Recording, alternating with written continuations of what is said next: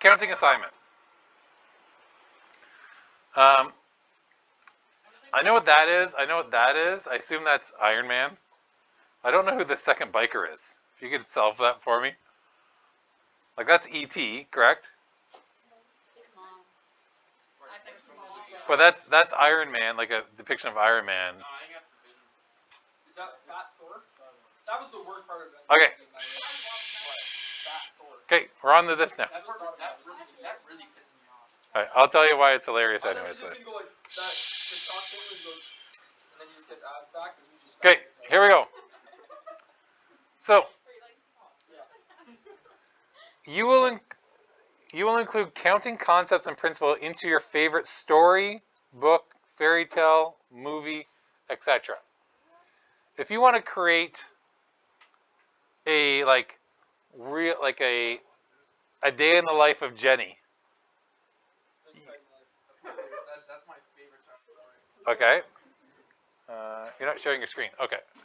Sorry.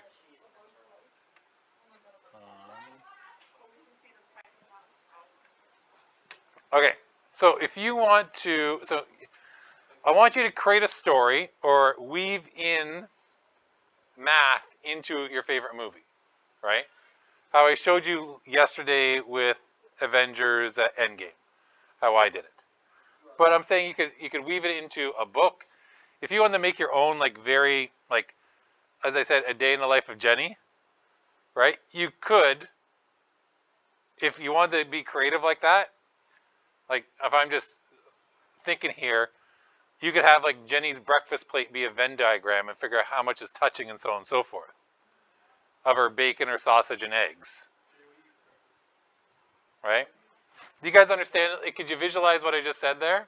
Yep. And you could like, oh, Jenny needs to do this or Jenny needs to do that, or kind of you can make your own narrative if you wish. Like make your own little story and weave math it. Oh, Jenny has to drive to school. No, that's not a counting question. Make a tree diagram. Right? How many different groups of people could she pick up if she had 3 extra seats in her? Okay. Yeah. Yeah. So anyways, what I'm saying is you could do something with like Lion King, right? You could do, right?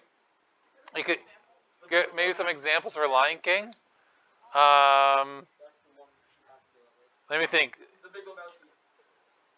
Well, there's a good one.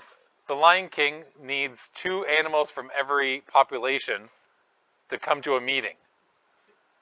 Right? There's 5,000 lions, there's 3,000 these, there's 20 giraffes. We need 2 animals from each. How many different groupings could come? Right? So you could pick any movie, any book, you could make up your own narrative with it as you go through. Okay? You'll create a series of questions that correspond to your selected subject/theme, right? If I come back to the day of Jenny, right? You could follow her through the day and there'd be different questions as she goes through her day, right? The mathematics you introduce in the series of questions must connect with the context of the story and provide opportunities for decision making on the part of characters within your story. They may be connected, right? With things along those lines. The mathematics may be complex, but try to keep the storyline and integration of narrative simple, right? Don't make your story too complicated, make the math complicated. That's the hardest part of this, making a good story. Yeah, but you can include it like how I did. I can show it to you again how I did it with Endgame.